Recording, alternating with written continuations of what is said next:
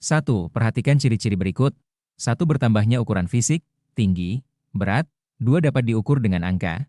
3. Bertambahnya kemampuan atau fungsi. 4. Contoh, anak mulai lancar berbicara di usia 4 tahun. Ciri-ciri yang merupakan definisi dari pertumbuhan ditunjukkan oleh nomor A1 dan 2, B1 dan 4, C2 dan 3, D3 dan 4.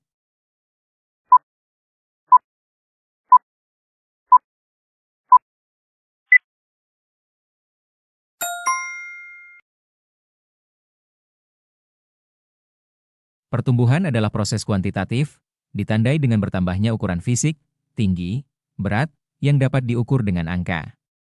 Ciri 3 dan 4 adalah perkembangan.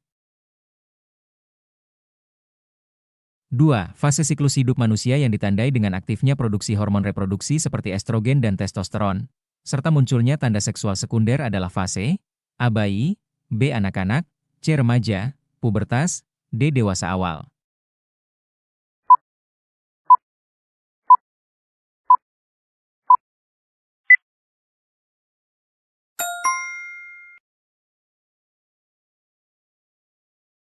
Remaja, pubertas, adalah masa transisi di mana tubuh mulai menghasilkan hormon reproduksi, estrogen atau testosteron, yang memicu tanda seksual sekunder. 3. Setelah proses fertilisasi, zigot akan membelah secara mitosis. Urutan perkembangan yang benar dari fase awal embrio hingga siap implantasi di rahim adalah A. Gastrula morula blastula, B. Blastula morula gastrula, C. Morula blastula gastrula, D. Morula gastrula blastula.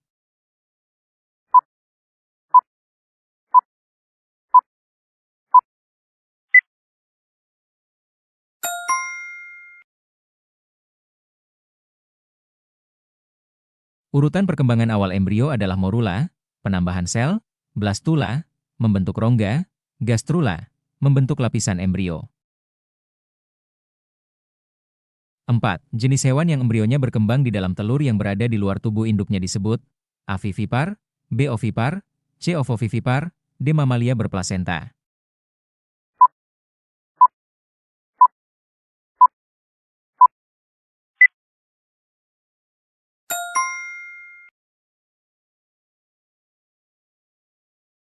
Ovipar adalah hewan yang embrionya berkembang dalam telur di luar tubuh induk.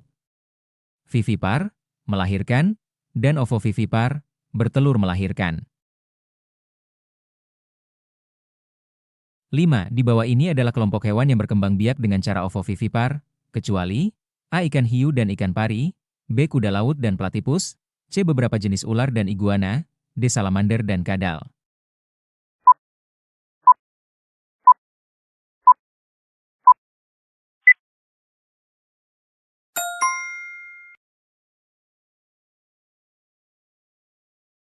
Platypus adalah mamalia ovipar, bertelur, meskipun banyak hewan laut lain, hiu, pari, kuda laut, termasuk ovovivipar. 6. Metamorfosis pada katak dikategorikan sebagai metamorfosis sempurna.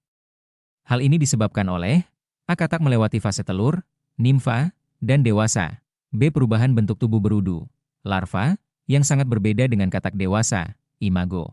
C. Katak dapat hidup di darat dan air. D. Adanya fase pupa, kepompong, sebelum menjadi katak dewasa.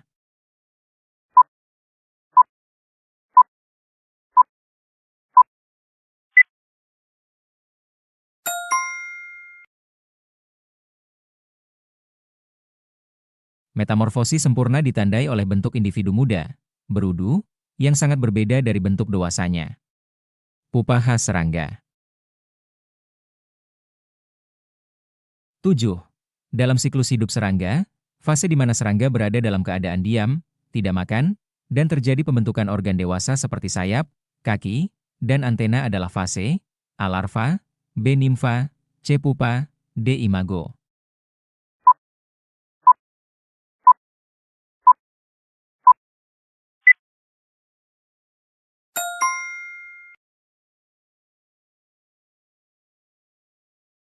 Fase pupa, kepompong, adalah fase non-aktif, diam, di mana terjadi perombakan struktur larva dan pembentukan organ dewasa, sayap, antena. 8. Tahap awal perkecambahan biji yang diawali dengan penyerapan air oleh biji dari lingkungan sekitar disebut A. Fotosintesis, B. Respirasi, C. Imbibisi, D. Transpirasi.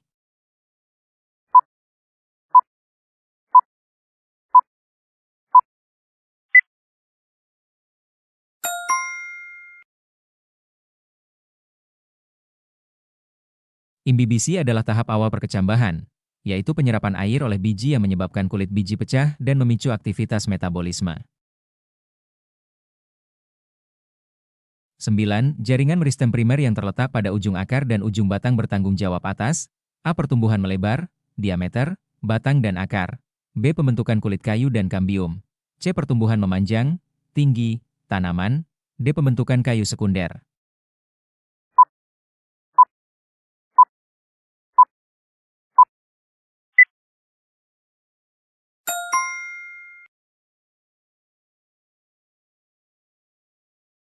Meristem primer, apikal, terletak di ujung akar batang, bertanggung jawab atas pertumbuhan memanjang, tinggi, tanaman. 10. Penebangan pohon secara besar-besaran seringkali menyisakan batang pohon yang memiliki lingkaran tahun. Struktur pada batang yang bertanggung jawab menghasilkan lingkaran tahun dan menyebabkan pertumbuhan sekunder adalah A. Meristem apikal pada ujung batang, B. Kotiledon, C. Meristem sekunder, kambium, D. Xilem dan floem.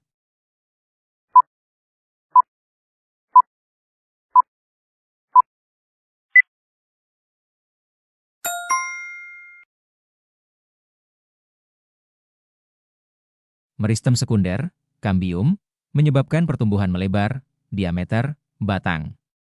Pembelahan ke dalam membentuk kayu, membentuk lingkaran tahun. 11. Hormon tumbuhan yang memiliki fungsi utama dalam pembelahan sel, sitokinesis, pembentukan akar, dan cabang adalah A. Auksin, B. Giberelin, C. Etilen, D. Sitokinin.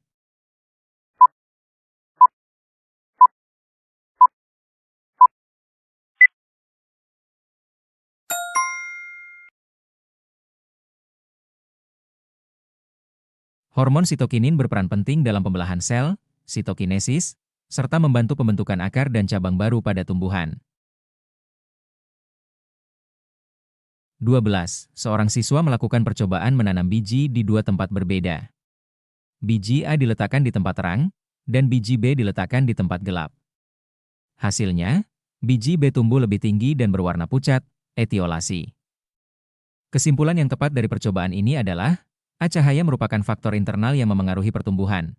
B. Kekurangan air di tempat gelap menghambat pertumbuhan. C. Sinar matahari menghambat pemanjangan sel batang, auksi, dan merupakan faktor eksternal. D. Pertumbuhan biji B yang cepat menunjukkan biji B memiliki gen unggul.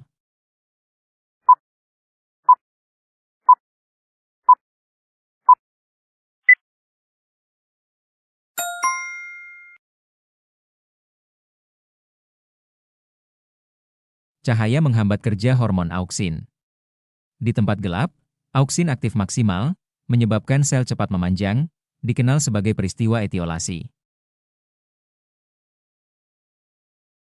13. Jika suatu tanaman memiliki genetik untuk tumbuh lambat dan berbuah sedikit, penambahan pupuk yang optimal, faktor eksternal, hanya akan menghasilkan peningkatan buah yang terbatas. Fenomena ini menunjukkan bahwa A. Faktor eksternal selalu lebih dominan daripada faktor internal. B. Potensi pertumbuhan maksimum suatu tanaman sangat ditentukan oleh faktor internal, genetika. C. Suhu dan kelembaban lebih penting daripada genetika. D. Tanaman dapat tumbuh secara maksimal tanpa pupuk tambahan.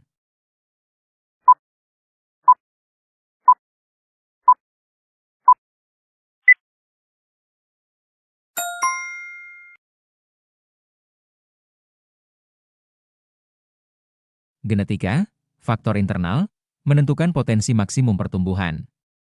Faktor eksternal, seperti pupuk, hanya dapat mengoptimalkan hingga batas potensi genetik tersebut. 14. Struktur pada neuron yang berfungsi menghantarkan impuls listrik menjauhi badan sel ke neuron lain atau ke sel efektor, otot kelenjar, adalah A. Dendrit, B. Akson, C. Badan sel, D. Sinapsis.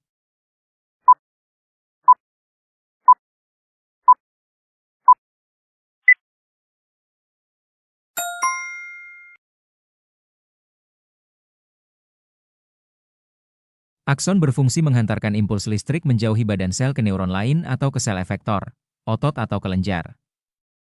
Dendrit menerima impuls. 15. Bagian dari telinga manusia yang berfungsi sebagai alat pendeteksi keseimbangan tubuh adalah A. Koklea, B. Tulang pendengaran, C. Saluran semisirkuler, D. Saluran eustachius.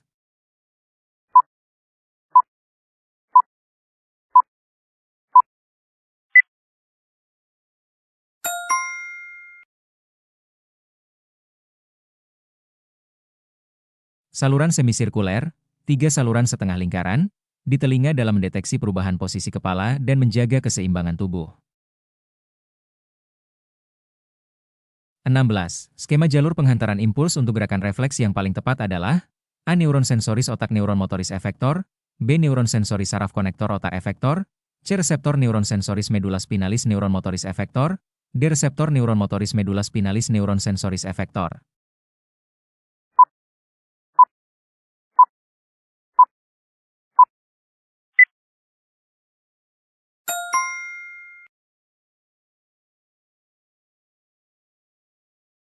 Jalur refleks diatur oleh sumsum tulang belakang, medula spinalis, sehingga impuls tidak perlu ke otak. Skema, reseptor sensoris medula spinalis motoris efektor. 17. Perbedaan utama antara sel batang dan sel kerucut pada retina mata adalah A. Sel batang mendeteksi warna, sedangkan sel kerucut mendeteksi cahaya redup. B. Sel kerucut mendeteksi warna dan aktif dalam cahaya terang, sedangkan sel batang mendeteksi cahaya redup dan tidak sensitif warna. C. Sel kerucut lebih banyak tersebar di pinggiran retina, sedangkan sel batang berada di tengah. D. Sel batang berfungsi sebagai lensa, sedangkan sel kerucut berfungsi sebagai pupil.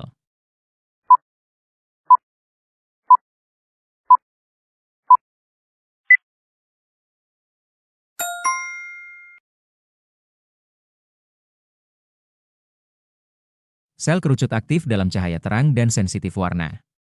Sel batang aktif dalam cahaya redup, tidak sensitif warna. 18. Zat adiktif yang memiliki efek menekan aktivitas otak, menyebabkan kantuk, penurunan kesadaran, dan sering digunakan dalam obat tidur termasuk dalam jenis A. Halusinogen, B. Stimulan, C. Depresan, D. Narkotika.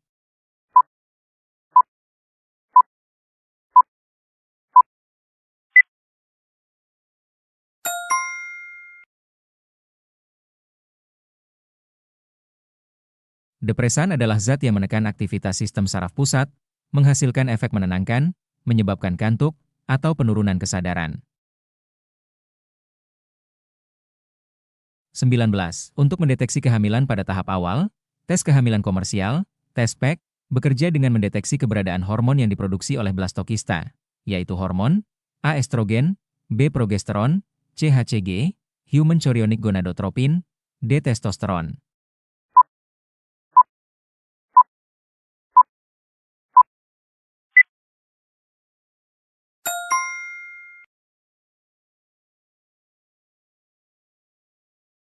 HCG, Human Chorionic Gonadotropin, adalah hormon yang diproduksi oleh blastokista setelah implantasi dan dideteksi oleh alat tes kehamilan. 20. Setelah sperma diproduksi di tubulus seminiferus, sperma akan dimatangkan dan disimpan sementara di dalam saluran yang disebut A. Vas deferens, B. Uretra, C. Epididymis, D. Kelenjar prostat.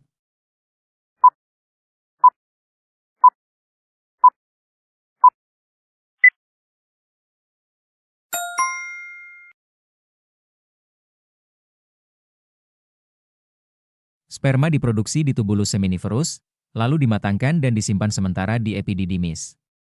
Vas deferens mengangkutnya saat ejakulasi.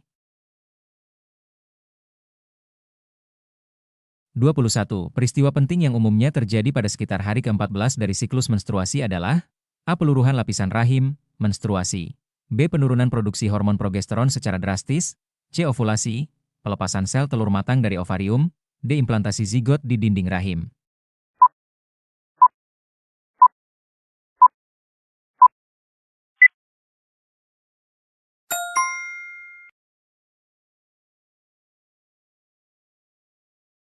Ovulasi, pelepasan sel telur matang, dipicu oleh lonjakan hormon LH dan terjadi pada pertengahan siklus, rata-rata hari ke-14. 22. Ketika tubuh manusia terpapar suhu dingin ekstrim, hipotalamus akan memberikan respons untuk mempertahankan suhu tubuh normal, 37 derajat Celcius. Respon yang terjadi adalah A. Kelenjar keringat aktif mengeluarkan keringat dan pembuluh darah melebar, vasodilatasi. B. Menggigil untuk menghasilkan panas dan pembuluh darah menyempit, vasokonstriksi. C. Kadar gula darah menurun drastis dan metabolisme melambat. D. Produksi hormon ADH meningkat untuk menahan air dalam tubuh.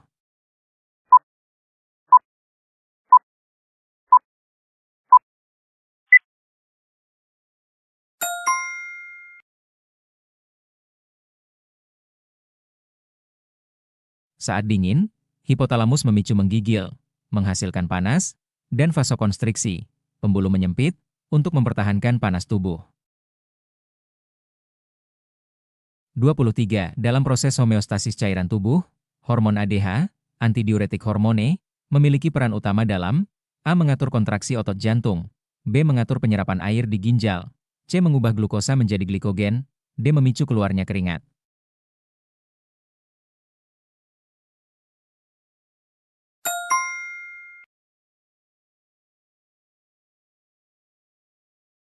Hormon ADH, antidiuretik hormone, mengontrol penyerapan kembali air di ginjal untuk mengatur volume dan keseimbangan cairan tubuh.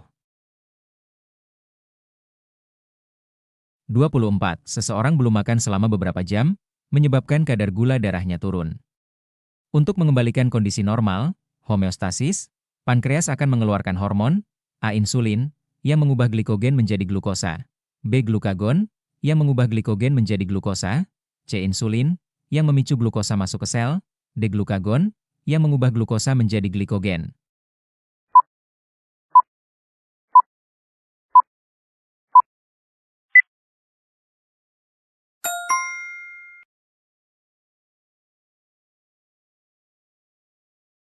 Saat gula darah turun, pankreas mengeluarkan glukagon yang memicu hati atau otot untuk mengubah glikogen, cadangan, menjadi glukosa. 25. Tindakan kontrasepsi vasektomi pada pria melibatkan pemotongan pada saluran A. Uretra, B. Vas deferens, C. Epididymis, D. Tubulus seminiferus.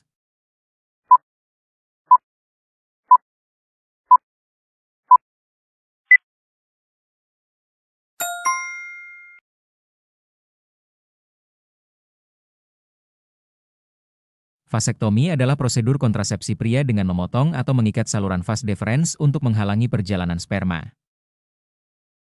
26. Sebuah kotak kayu memiliki berat 200 Newton diletakkan di atas lantai dengan luas permukaan sentuh 0,5 meter kuadrat.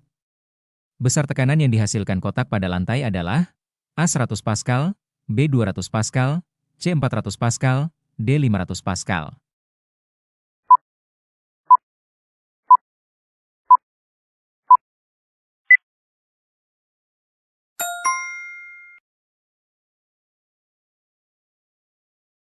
Tekanan, P, adalah gaya, F, perluas permukaan, A. P sama dengan 200 Newton dibagi 0,5 meter kuadrat. Hasilnya 400 Pascal. 27. Konsep dasar tekanan zat padat menjelaskan bahwa saat gaya yang diberikan tetap, tekanan yang dihasilkan akan A. Berbanding lurus dengan luas permukaan sentuh, B. Berbanding terbalik dengan luas permukaan sentuh, C. Tidak dipengaruhi oleh luas permukaan sentuh, D. Selalu sama besar, berapapun luas permukaannya.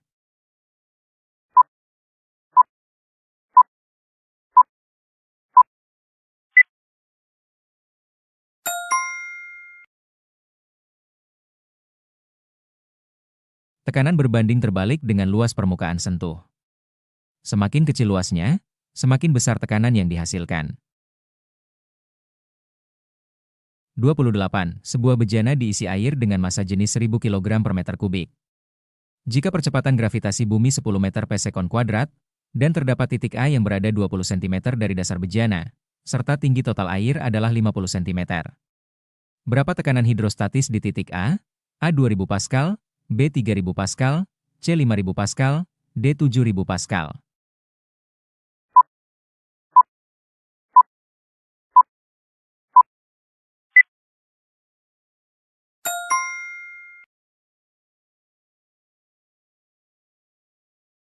Kedalaman atau H, dihitung dari permukaan, 50 cm dikurang 20 cm, sama dengan 30 cm, atau 0,3 m. P sama dengan Rho dikali G kali H, 1000 kali 10 kali 0,3, sama dengan 3000 Pascal.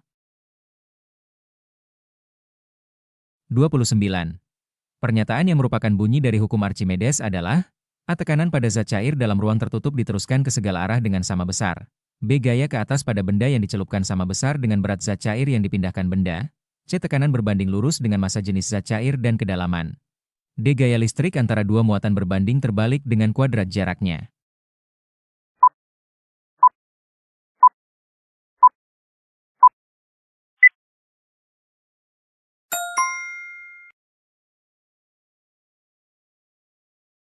Hukum Archimedes menyatakan, gaya apung yang bekerja pada benda sama dengan berat fluida yang dipindahkan oleh benda tersebut.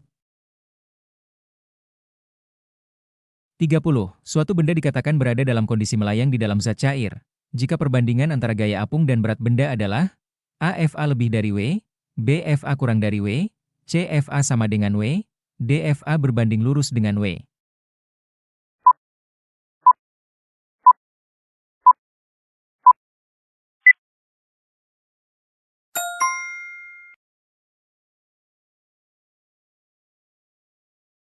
Benda melayang ketika gaya apung yang mendorongnya ke atas, sama dengan berat benda yang menariknya ke bawah. 31. Kapal selam dapat mengatur posisi untuk terapung, melayang, dan tenggelam di dalam air laut. Prinsip fisika yang paling utama digunakan dalam mekanisme ini adalah A. Mengubah massa jenis total kapal selam dengan memasukkan atau mengeluarkan air. B. Menggunakan daya dorong mesin yang sangat besar. C. Mengubah luas permukaan kontak kapal dengan air. D. Memanfaatkan hukum Pascal untuk mengatur tekanan di dalam kapal.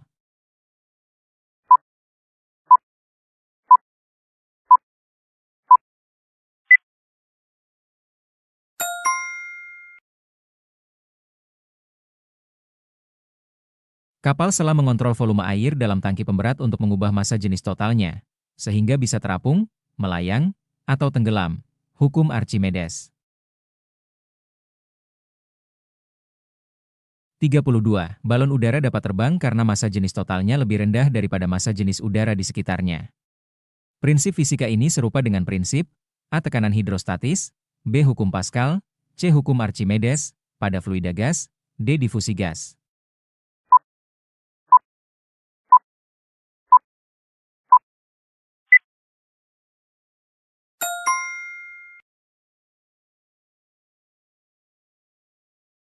Balon udara terbang karena massa jenis udara panas di dalamnya lebih rendah daripada udara dingin di luar, menghasilkan gaya apung, prinsip Archimedes pada gas. 33. Rem hidrolik pada kendaraan menggunakan prinsip bahwa gaya kecil pada pedal rem dapat menghasilkan gaya pengereman yang besar. Prinsip ini adalah penerapan dari A. Tekanan hidrostatis, B. Hukum Archimedes, C. Hukum Pascal, D. Gaya Lorentz.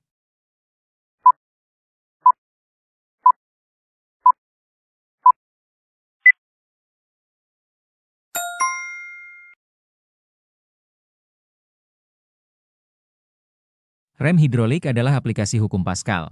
Tekanan yang diberikan pada cairan dalam ruang tertutup diteruskan secara merata, memungkinkan perbesaran gaya. 34. Sebuah dongkrak hidrolik memiliki dua penampang dengan luas A1 sama dengan 10 cm², dan A2 sama dengan 500 cm².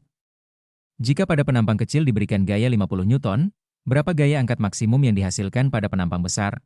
A. A 1000 Newton, B 2500 Newton, C 5000 Newton, D 10.000 Newton.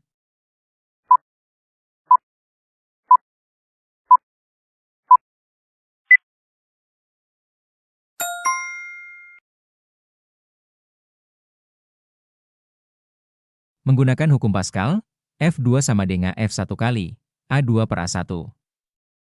F2 50 Newton kali 500 per 10, 50 Newton kali 52.500 Newton. Adhesi adalah gaya tarik-menarik antara molekul yang tidak sejenis, air dan dinding silem.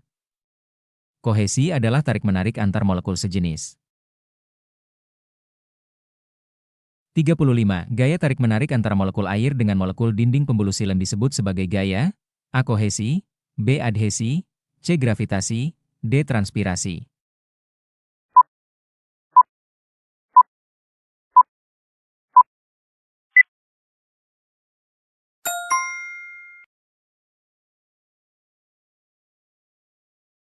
Adhesi adalah gaya tarik-menarik antar molekul yang tidak sejenis, air dan dinding silem. Kohesi adalah tarik-menarik antar molekul sejenis. 36. Penguapan air oleh daun, transpirasi, memiliki peran penting dalam pengangkutan air pada tumbuhan, yaitu dengan cara A. Mengubah air menjadi nutrisi di daun, B. Menciptakan tarikan, daya isap, terhadap air yang berada di silem akar, C. Menghambat daya kapilaritas batang, D. Meningkatkan tekanan hidrostatis di akar.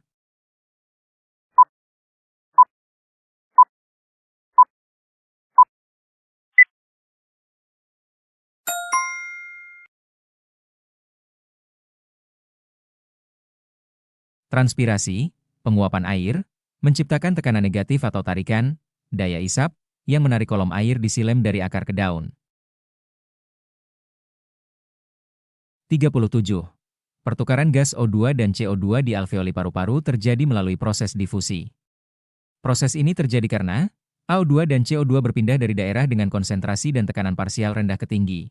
BO2 dan CO2 berpindah dari daerah dengan konsentrasi dan tekanan parsial tinggi ke rendah.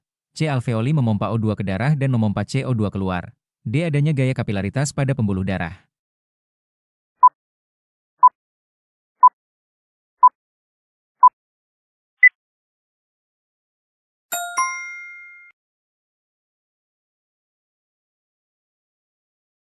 Difusi terjadi karena gas berpindah dari daerah dengan konsentrasi dan tekanan parsial tinggi ke daerah dengan tekanan parsial rendah. 38. Pengukuran tekanan darah 120/80 mmHg menunjukkan dua kondisi tekanan.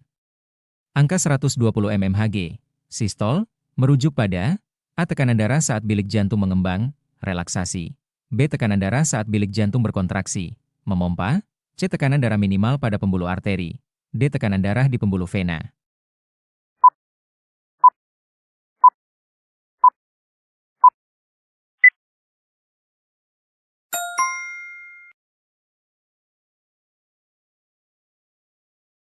Angka sistol, 120, adalah tekanan maksimum saat bilik jantung berkontraksi, memompa. Diastol, 80, adalah tekanan minimum saat jantung relaksasi. 39. Dua buah benda bermuatan listrik statis, benda P bermuatan positif dan benda Q bermuatan negatif. Interaksi yang akan terjadi antara kedua benda tersebut adalah A. Tolak-menolak karena muatan sejenis, B. Tarik-menarik karena muatan sejenis, C. Tolak-menolak karena muatan tidak sejenis, D. Tarik-menarik karena muatan tidak sejenis.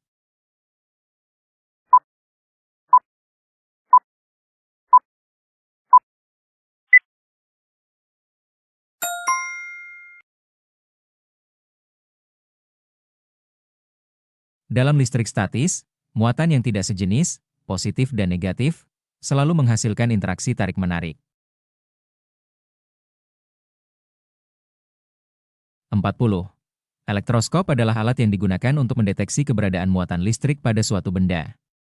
Prinsip kerja utama dari elektroskop adalah berdasarkan fenomena A. Induksi elektromagnetik, B. Gaya Coulomb, tarik tolak muatan, C. Hukum Ohm, D. Beda potensial.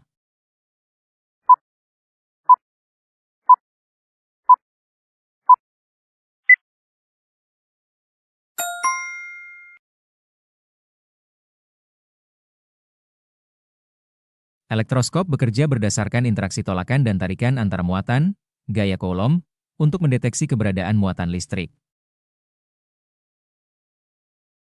41. Berdasarkan hukum Coulomb, jika jarak antara dua muatan listrik diperbesar menjadi 2 kali lipat dari jarak semula, maka gaya listrik, gaya Coulomb, yang terjadi antara kedua muatan akan menjadi A. 2 kali lipat lebih besar, B. 4 kali lipat lebih besar, C. 2 kali lipat lebih kecil, D. 4 kali lipat lebih kecil.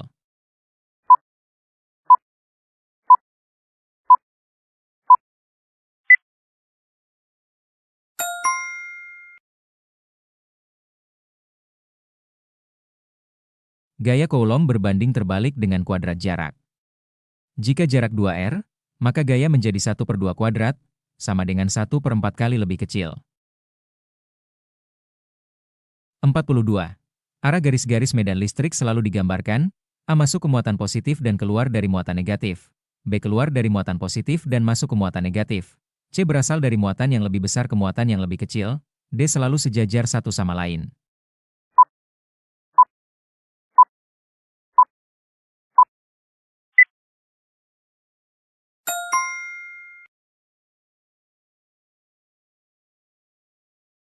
Garis-garis medan listrik digambarkan secara konvensional keluar dari muatan positif dan masuk ke muatan negatif.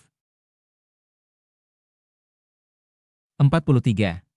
Bahan seperti silikon dan germanium digunakan secara luas dalam komponen elektronik karena memiliki sifat A. Konduktor yang sangat baik pada semua suhu. B. Isolator total. C. Semikonduktor, yaitu menjadi konduktor pada suhu tinggi dan isolator pada suhu rendah. D. Material ferromagnetik.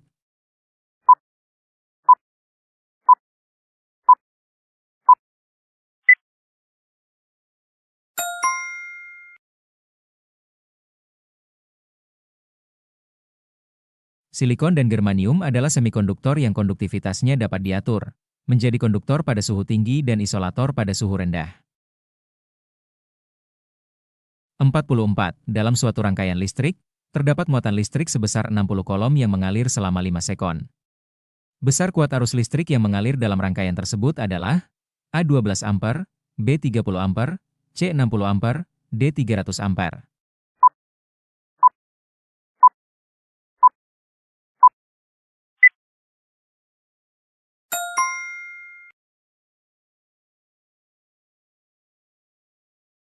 Kuat arus listrik adalah muatan yang mengalir per waktu. I sama dengan 60 kolom per 5 sekon, sama dengan 12 ampere. 45. Salah satu keunggulan utama dari rangkaian listrik paralel dibandingkan rangkaian seri, terutama dalam instalasi listrik rumah tangga, adalah A. Total hambatan rangkaiannya lebih besar. B. Arus listrik yang mengalir pada setiap cabang sama besar. C. Tegangan, beda potensial, yang melalui setiap cabang sama besar.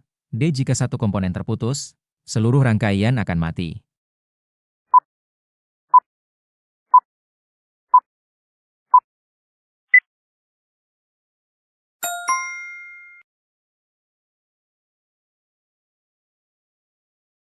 Rangkaian paralel memiliki keunggulan karena tegangan pada setiap cabang sama besar, dan jika satu cabang terputus, yang lain tetap menyala. 46. Sumber arus listrik DC, arus arah, yang termasuk dalam elemen sekunder, artinya dapat diisi ulang energinya, adalah A. Baterai kering, B. Elemen volta, C. Akumulator, aki, D. Dinamo DC.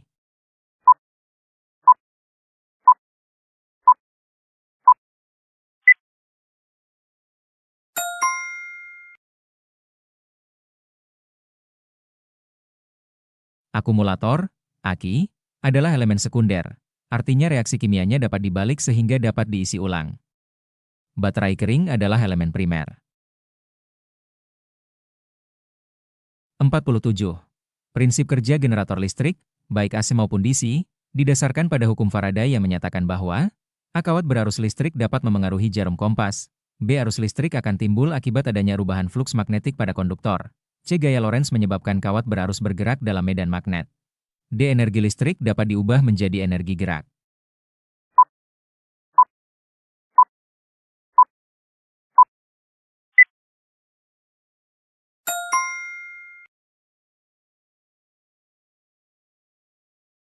Prinsip induksi elektromagnetik, hukum Faraday perubahan fluks magnetik, gerak magnet atau kumparan, menghasilkan arus listrik, GGL induksi. 48. Penemuan Hans Christian Ørsted, 1820, yang menunjukkan bahwa kawat berarus listrik dapat memengaruhi jarum kompas memiliki implikasi penting, yaitu A. Mengubah energi gerak menjadi energi listrik. B. Menjelaskan prinsip kerja gaya Lorentz. C. Membuktikan bahwa di sekitar kawat berarus listrik timbul medan magnetik. D. Menghitung besar gaya tarik-menarik antara dua magnet.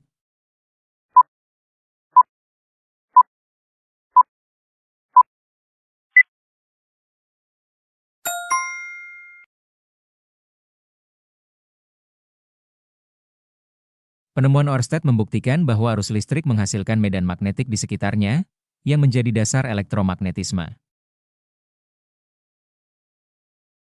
49. Sel surya, solar cell, menghasilkan energi listrik dengan memanfaatkan efek fotovoltaik. Prinsip kerjanya adalah A. Mengubah energi panas matahari menjadi energi gerak untuk memutar generator. B. Energi foton dari matahari membebaskan elektron dalam bahan semikonduktor sehingga menghasilkan arus listrik. C. Menggunakan panas matahari untuk mendidihkan air dan memutar turbin uap. D. Menciptakan perubahan fluks magnetik menggunakan cahaya matahari.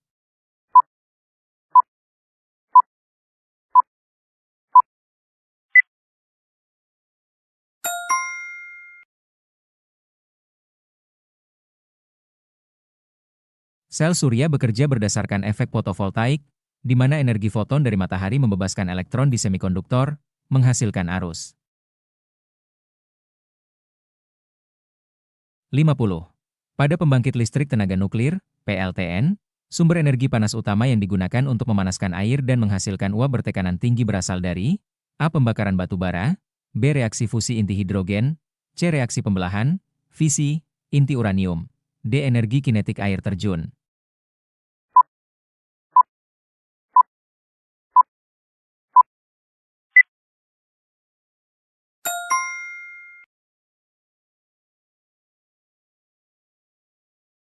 Sumber energi panas utama pada PLTN berasal dari reaksi pembelahan, fisi, inti atom berat, umumnya uranium, yang melepaskan energi termal besar.